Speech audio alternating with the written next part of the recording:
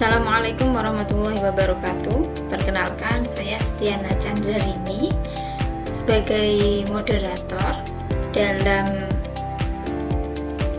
Times mempresentasikan mata kuliah sejarah pendidikan Islam dengan tema yaitu sejarah pendidikan Islam pada masa Khulafaur Rasyidin.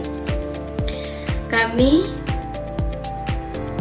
dari kelompok yang akan mempresentasikan tema tersebut dengan beberapa anggota kelompok, yaitu diantaranya ada Ma'atul Zulfa dengan NIM 3150 23000021. Selanjutnya ada Mbak Ida Farida dengan NIM 3150 23000014, dan ada Khairunisa 3150 23000016.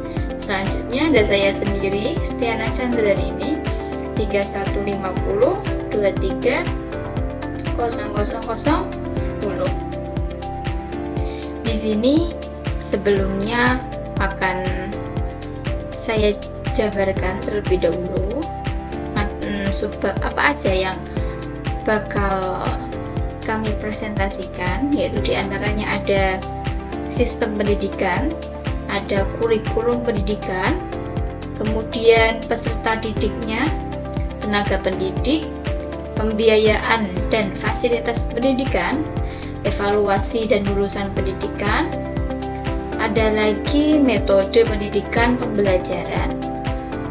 Selanjutnya yang terakhir ada pusat-pusat dan lembaga pendidikan pada masa itu. Sejarah merupakan suatu ilmu pendidikan.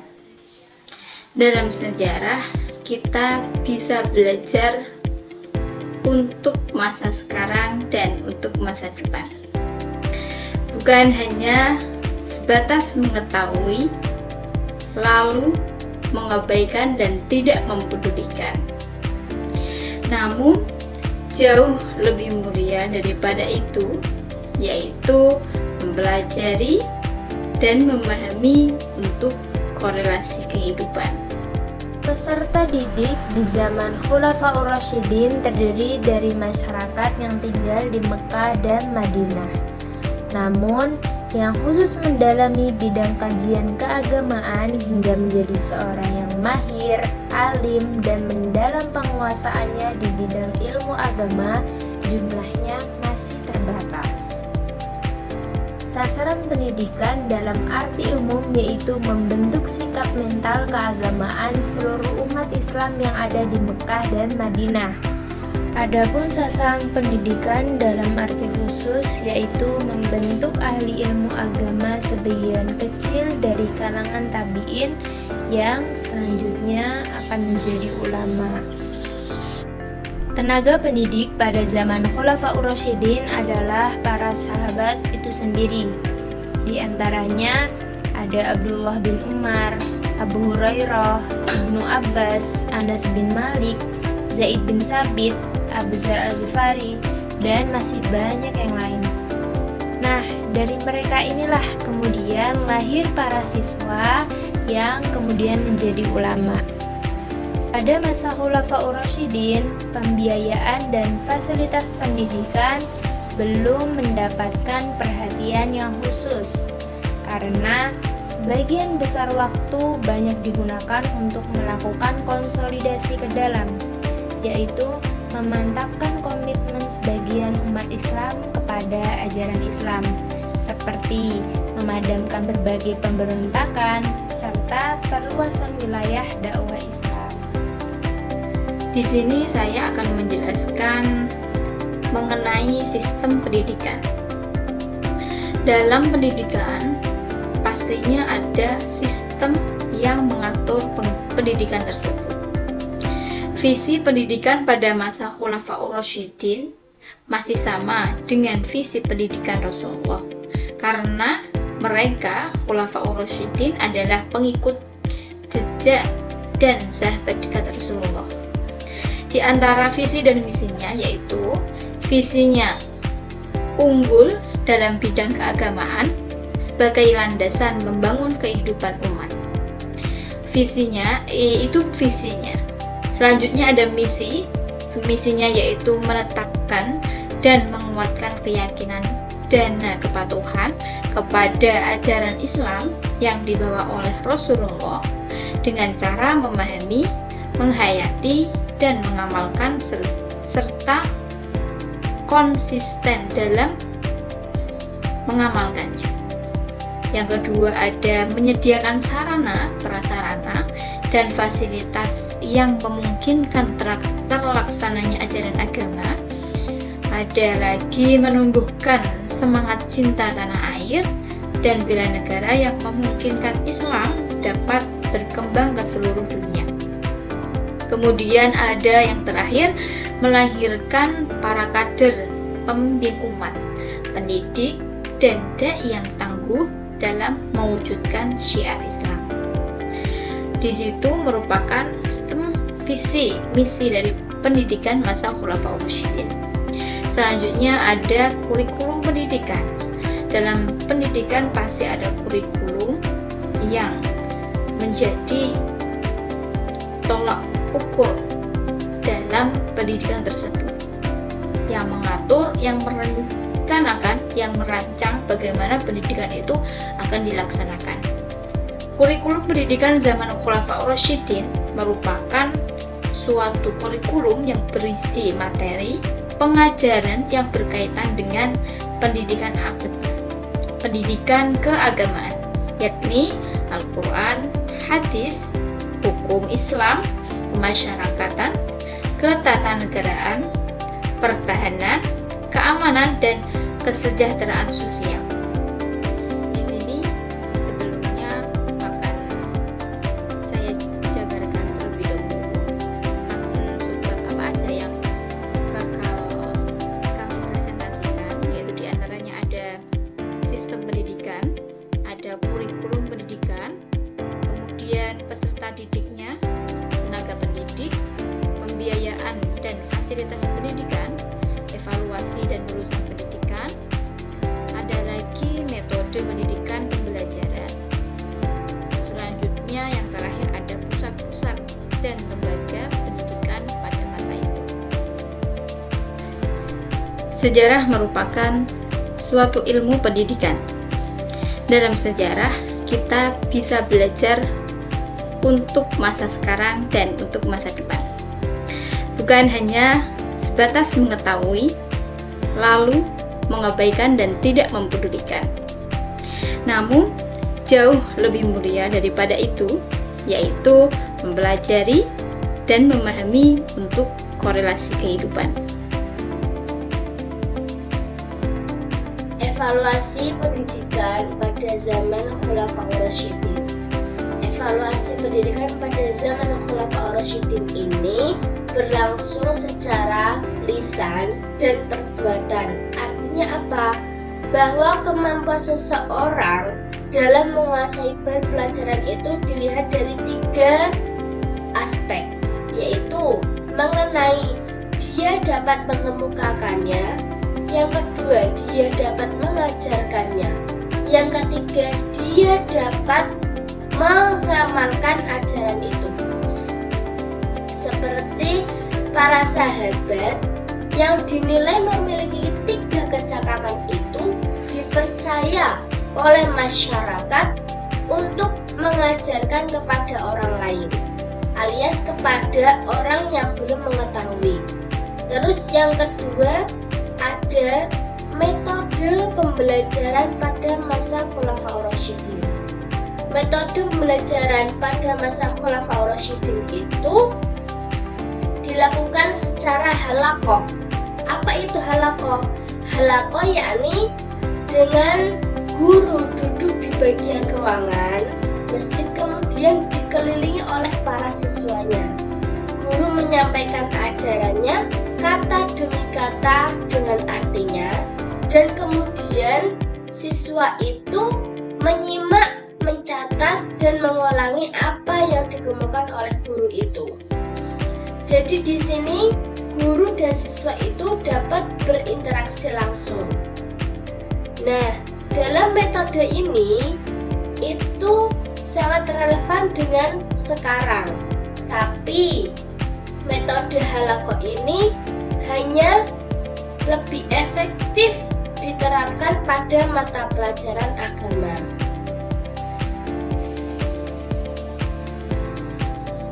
Lembaga pendidikan yang terdapat pada zaman Khulafaur Rasyidin ini itu sebetulnya sama dengan lembaga pendidikan yang terdapat pada zaman Rasulullah. Di antaranya itu masjid, ada rumah, ada kutab, dan ada syufah. Nah, di zaman Khulafaur Rasyidin ini juga terdapat beberapa madrasah yang menjadi lembaga pendidikan. Yang pertama itu ada Madrasah Mekah, yang mana guru pertamanya itu Mu'adz bin Jabal. Beliau itu mengajarkan agama Islam dan mana yang halal dan haram di dalam Islam.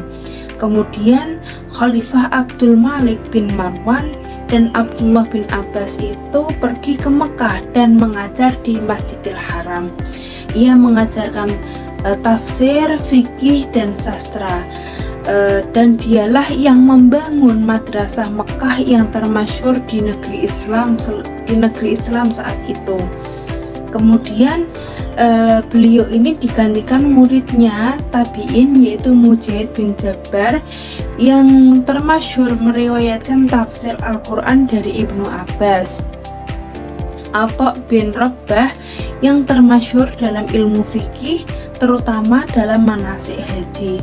Dan kemudian ada Tawus bin Kaisan, yaitu seorang fuqaha dari mufti. Yang kedua ini ada Madrasah Madinah, di mana Madrasah Madinah ini itu menjadi tempat bagi sahabat-sahabat dan ulama-ulama yang masyhur pada masa itu. Diantaranya ada Umar bin Khattab, ada Ali bin Abi Thalib, ada Zaid bin Sabit, ada Abdullah bin Umar bin Khattab itu bekerja menjadi seorang guru.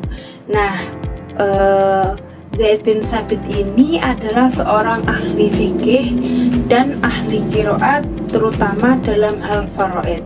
Nah, Abdullah bin Umar ini merupakan seorang ahli hadis, di mana beliau itu suka mengumpulkan hadis-hadis dan menuliskannya. Kemudian beliau meriwayatkannya kepada para murid-muridnya. Nah, yang kedua ini ada Madrasah Basrah, yang mana ulama yang masyhur di sini adalah Abu Musa al-Asy'ari, yang ahli dalam bidang fikih dan hadis dan ahli Quran. Anas bin Malik yang termasyhur di ahli hadis. Kemudian Madrasah Basrah ini itu melahirkan Al-Hasan al-Basri yang ahli dalam bidang fikih tasawuf. Ia tidak hanya mengajarkan kepada murid-muridnya, tapi menceritakan kisah-kisah. Dan Ibnu Sirin sendiri, ia belajar kepada Zaid bin Sabit. Ia menjadi ahli hadis dan fikih, dan mereka hidup di masa Umayyah nanti.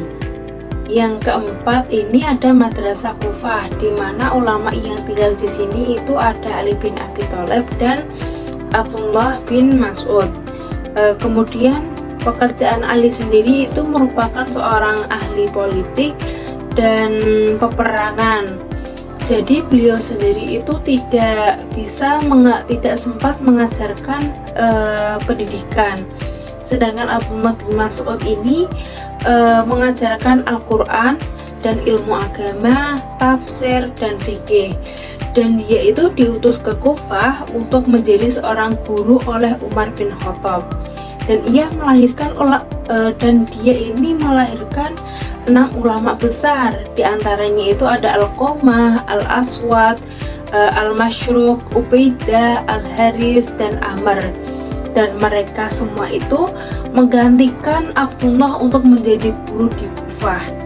Mereka bukan saja hanya belajar, tetapi mereka juga pergi ke Madinah untuk belajar dengan Umar bin Khattab, dengan Ali bin Abi Thalib, dengan Mu'adz bin Jabal, dengan Abdullah bin Abbas dan lain-lain. Yang kelima ini ada Madrasah Damsyik, di mana Umar mengirimkan 3 orang guru agama, diantaranya ada Mu'adz bin Jabal, ada Ubadah dan Abu Darda. Mereka mendirikan madrasah agama di Syam, dan mereka juga mengajarkan Al-Quran dan ilmu agama di 3 tempat. Abu Darda di Damasik, terus Ubadah di Hims, dan Mu'adz bin Jabal itu di Palestina. Kemudian mereka itu digantikan oleh ulama-ulama lain seperti Umar bin Abdul Aziz dan lain-lain. Yang keenam ini ada Madrasah Fistad yang ada di Mesir. Mesir telah menjadi pusat ilmu-ilmu agama, dan ulama yang pertama kali mendirikannya adalah Abdullah bin Amr, dengan kata yang sebenarnya, karena ia tidak hanya mendengarkan hadis dari Nabi, tapi juga menuliskannya dalam catatannya, sehingga ia itu tidak lupa ketika beliau ini meriwayatkan kepada para murid-muridnya. Kemudian setelah Abdullah bin Amr, yang termasyhur di madrasah Mesir adalah Yazid bin Abu Habib An-Nubi, dan ia ini yang mula-mula menyiarkan fikih yang halal dan haram dalam Islam.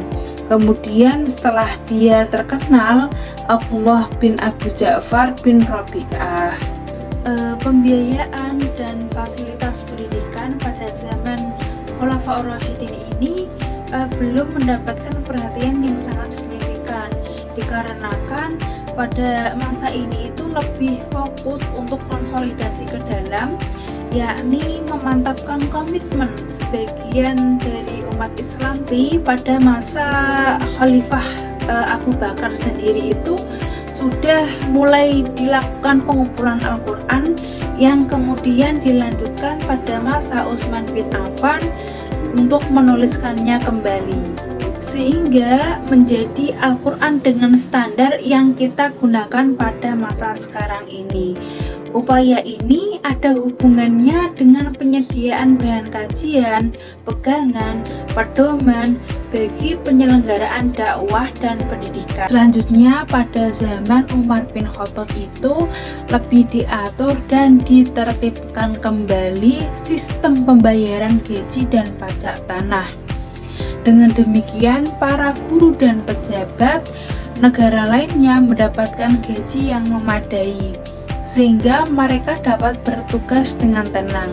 Di zaman Umar juga telah ditetapkan kalender Islam, yakni berdasarkan tahun Hijriyah Nabi Muhammad SAW, yang terhitung sejak bulan Muharram sampai dengan bulan Zulhijjah. Di zaman Khulafaur Rasyidin juga terdapat penambahan jumlah masjid, pembangunan bendungan untuk menjaga arus banjir yang besar dan mengatur pembagian air ke kota-kota. Dari beberapa penjelasan yang telah kita sampaikan, bahwasannya dapat diambil kesimpulan bahwa pendidikan Islam pada masa Khulafaur Rasyidin ini merupakan pendidikan yang sistemnya itu masih sama pada pendidikan Rasulullah. Akan tetapi pendidikan Islam pada masa ini mengalami perkembangan dengan memperhatikan berbagai komponen pendidikan, seperti visi, misi, tujuan, kurikulum, proses belajar mengajar, sarana dan prasarana, pembiayaan, serta evaluasi pendidikan meskipun masih sangat sederhana.